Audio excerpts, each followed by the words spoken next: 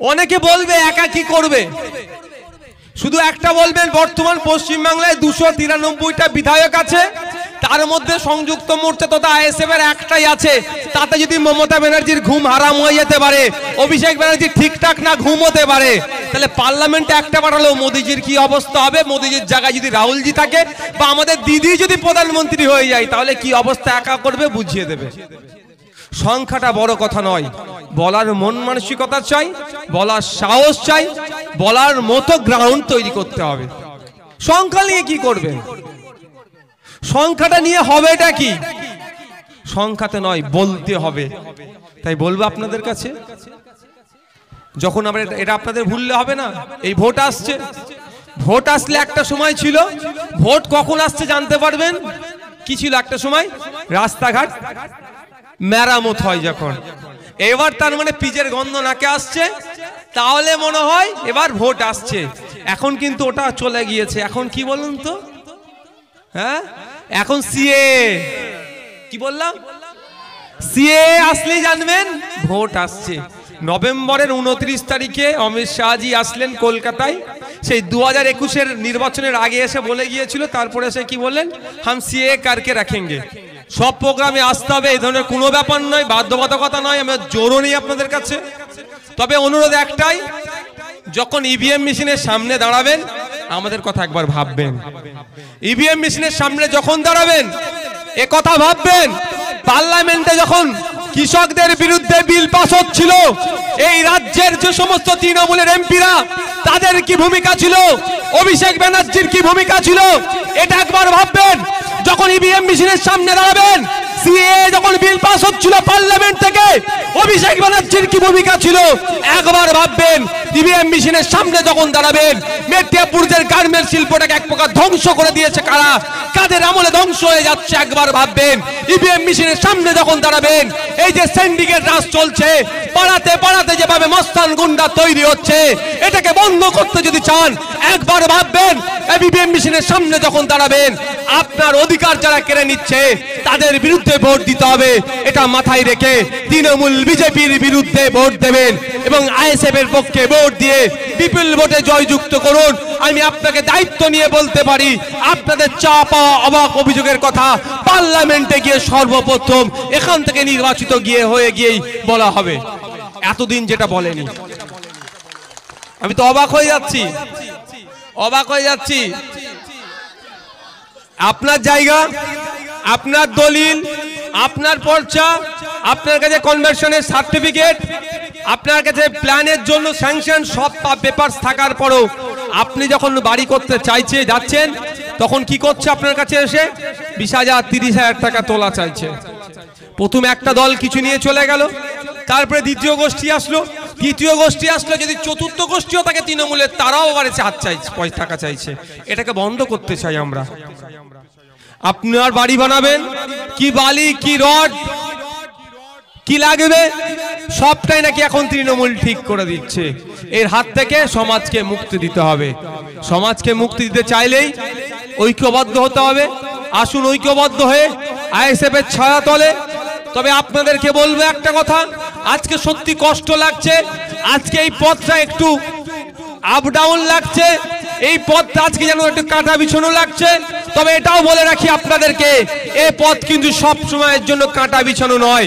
আজকে হয়তো কষ্ট হতে পারে, আগামী দিনে ভালো আছে, ভালো আছে, ভালো আছে।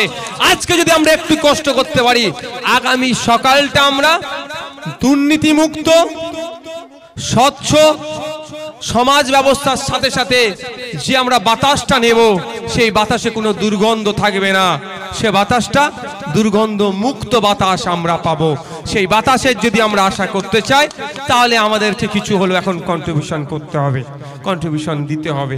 তাই অনুরোধ করব, সাথে এটাও বলবো, রাজনীতি করছেন, রাজনীতি করবেন, দিনের শেষে প্রতিবেশী এটা মাথায় রেখে রাজনীতি করবেন। আপনারা দেখেছেন শুভেন্দু অধিকারীর সাথে মমতা ব্যানার্জির কত লড়াই, একবারের জন্য ওরা হাতাহাতি লড়াই করতে দেখেছেন? লড়াই কি? মিডিয়ার মাধ্যমে, ক্যামেরার মাধ্যমে, মাইকের মাধ্যমে। অধীর রঞ্জন চৌধুরী খোকা বাবু বলে অভিষেক বাবু বা কাউকে একটা টিপ্পনি কাটে, যদি আমি ওই সবে আমি ওতে প্রশ্রয় দিই না, আমাকে ভালো লাগে না। কিন্তু খোকা বাবু বলে কাউকে টিপ্পনি কাটে, কাকে কাটছে আমরা সবাই বুঝতে পারি। কিন্তু অধীর রঞ্জন চৌধুরী বা অভিষেক ব্যানার্জির সাথে কোনোদিন হাতাহাতি লড়াই হয়েছে দেখেছেন? কোনোদিন দেখেছেন? আমরা কোনোদিন দেখিনি, না দেখাটাই স্বাভাবিক। সুজন চক্রবর্তীর সাথে দিলীপ ঘোষের কোনোদিন হাতাহাতি লড়াই হয়েছে? বলুন হয়েছে? আমরা উল্টে কি দেখেছি? সুজন চক্রবর্তী, পার্থ চ্যাটার্জি, দিলীপ ঘোষ এই ধরনের নেতারা এক জায়গায় বসে চা খাচ্ছে। আমরা কি দেখেছি? কুণাল ঘোষ, দিলীপ ঘোষ, সুকান্ত মজুমদার কেক কাটছে এক জায়গায়। আমরা কি দেখেছি? মমতা ব্যানার্জি শুভেন্দু অধিকারীকে চা খাওয়াচ্ছে বিধানসভার মধ্যে। আমরা কি দেখেছি? বিজেপির নেতার সাথে তৃণমূল বসে বসে চা খাচ্ছে। ওরা বড় নেতারা সব এক জায়গায় বসে চা খাচ্ছে, কোনো লড়াই নাই। আর লড়াইটা কোথায়? বুথ স্তরে। লড়াইটা কোথায়? শামীম ভার্সেস আমাদের উকিলের নাম শাহাদাতের লাগিয়ে দিচ্ছে। লড়াইটা কোথায়? মালিক ভার্সেস অমুকের লাগাচ্ছে। লড়াইটা কোথায়? মেঘনাথ বাবুর সাথে বুথে লড়িয়ে দিচ্ছে। আমি প্রত্যেকের কাছে অনুরোধ করব, একটু সজাগ সতর্ক হন।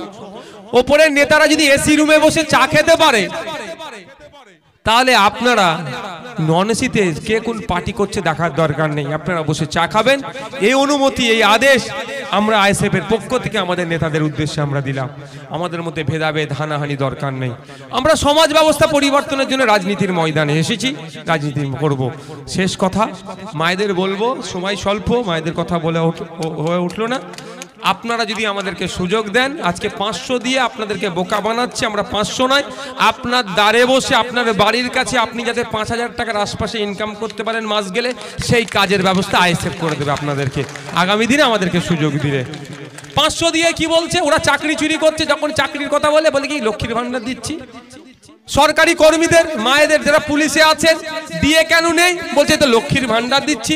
আরে চক ডাস্টার কেন নেই স্কুলে? বলছে লক্ষ্মীর ভান্ডার দিচ্ছি। যা সরকারকে প্রশ্ন করছি, ডক্টর নেই কেন? বলছে লক্ষ্মীর ভান্ডার দিচ্ছি।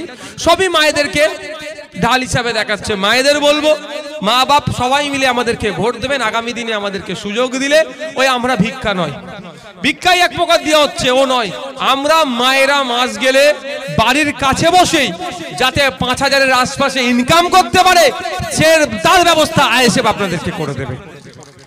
সকলে ভালো থাকবেন, সুস্থ থাকবেন। আস্তে আস্তে সব বিদায় নেন। হ্যাঁ, আপনারা এগিয়ে যান। আমি এখানে 8 ঘন্টা থাকবো, আপনাদের পর আমি যাবো। আপনারা চলে যান, আস্তে আস্তে এগিয়ে যান। যা এখানে কেউ আসবেন না, এখানে সাংবাদিক বন্ধুরা কিছু কোশ্চেন করবে, উত্তর দেবো আমরা। আপনারা এর মধ্যে কেউ ঢুকবেন না। আপনারা যারা আসেন আস্তে আস্তে এগিয়ে যান। তবে আজ থেকে বাড়িতে পৌঁছে গিয়ে হ্যাঁ আমাদের যারা নেতৃত্বরা আছে এদেরকে সাথে যোগাযোগ রাখবেন। আর একটা কথা, মিটিং মিছিলের বড় দরকার নাই, কানে কানেই পৌঁছে দিতে পারবেন। ইভিএম মেশিনের সামনে গিয়ে কোন সিম্বলটা দিতে হবে সবাই আপনারা জানেন, সিম্বল কি, নতুন করে আর বলার দরকার নেই। এই প্রচারটা